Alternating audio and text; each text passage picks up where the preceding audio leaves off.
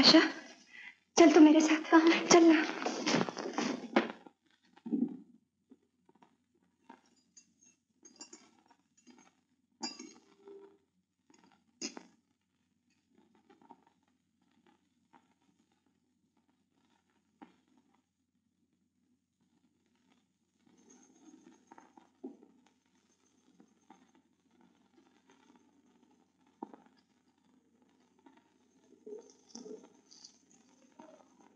चाचा जी, जरा पानी दीजिए। मुझे दवा लेनी है। दवा? दवा कैसी? फ्लू की। आप ही के कंपनी की बनी हुई है। मिसेस डीसा की खबर सुन के मैं कल राजकुमार से मिलने गई थी।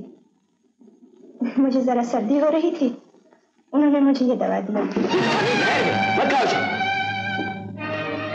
राजकुमार बेकसूर है। ये दवा आप ही की कंपनी की बनी हुई है, जिससे मिसेस डीसा की हर बीमारी का इलाज हो गया। ये किसने कहा तुमसे? सब झूठ है।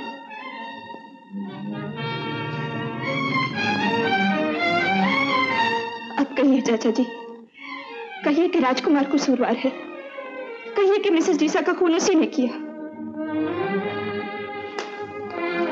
नहीं कह सकते ना? मैं मजबूर था आरती। मजबूर?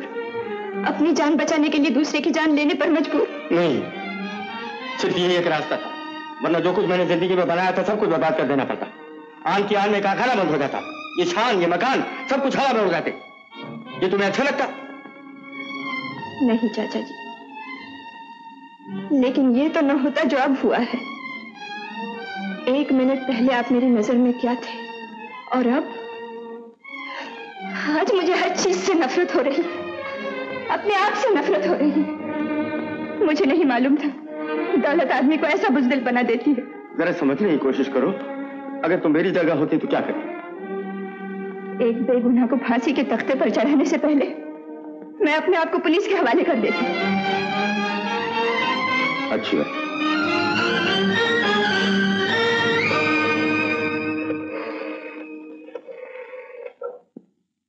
पुलिस, ये लो, बता दो सब कुछ पुलिस को।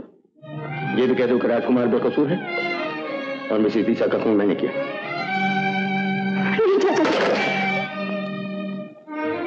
आरती, दौलत आदमी को बुज़दिल नहीं बनाती, मोहब्बत बना देती।